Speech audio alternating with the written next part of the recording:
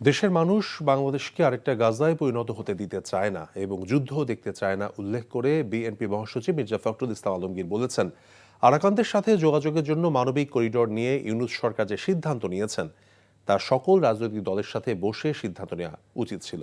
আর liaison কমিটির বৈঠক শেষে প্রধান উপদেষ্টার আল জাজিরায় দেওয়া নির্বাচন বিষয়ক বক্তব্যের সমালোচনা করে বিএনপির স্থায়ী কমিটির সদস্য আমির খসরু মাহমুদ চৌধুরী বলেছেন, কোনো মহামানবকে ক্ষমতায় রাখতে জনগণ জুলাই আন্দোলন করেনি। বিস্তারিত ইফতেখার রেজা রিপোর্টে। ঠাকুরগাঁও সদর উপজেলার জগন্নাথপুর ইউনিয়নের খাগড়াবাড়ি শেখ বাজারে গণসংযোগ ও পথসভা করেন বিএনপির মহাসচিব। পথসভায় মির্জা ফখরুল বলেন, রাজনৈতিক দল হিসেবে বিএনপি শুধু বোঝে গণতন্ত্র আর মানুষের অধিকার। গত 15 বছর দেশের মানুষ ভোট দিতে পারেনি, এখন সুযোগ সৃষ্টি হয়েছে। দেশের স্বার্থে ও মানুষের নিরাপত্তার স্বার্থে নির্বাচন দেওয়া ইউনূস সরকারের প্রধান কর্তব্য। আমরা আরেকটা গাজায় পরিণত হতে চাই না, আমরা আরেকটা যুদ্ধের মধ্যে যাওয়াতে চাই না, আমাদের এখানে এসে আরো কেউ জলকর্মল করুক সেটা আমরা চাই না। একে তো রোহিঙ্গাকে নিয়ে আমরা বড় সমস্যায় আছি, তারপরে এই প্যাসেজ দেওয়াতে যে আবার কোনো বড় সমস্যার সৃষ্টি হয় সেগুলো আলোচনা করে ব্যবস্থা নিয়ে তারপরে এটাতে যাওয়া উচিত ছিল বলে আমরা মনে করি। প্রতিনিধি নির্বাচন করা দরকার, এই কারণে আমরা বারবার করে বলতেছি যে ওটা হচ্ছে একটা আপনার কন্টিনিউয়াস প্রসেস।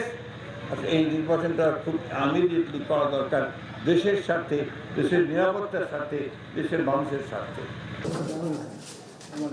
এদিকে বিকেলে গুলশান চেয়ারপারসন কার্যালয়ে লিয়াজো কমিটির বৈঠক শেষে আমির খসরু বলেন, সুবিধাভোগী গোষ্ঠী নির্বাচন পেছানোর জন্য সময়ক্ষেপণ করে গণতন্ত্রের বিরুদ্ধাচরণ করছে।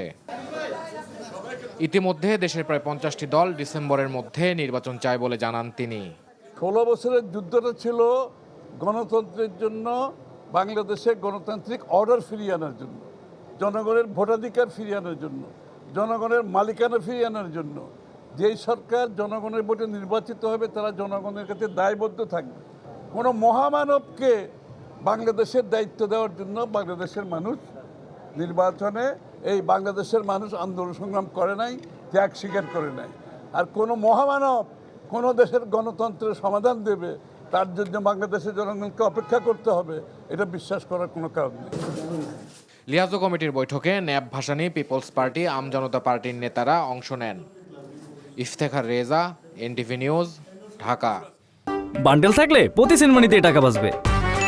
বিকাশ সেনমানি বান্ডেল কিনে জিতুন প্রতি লেনদেনে।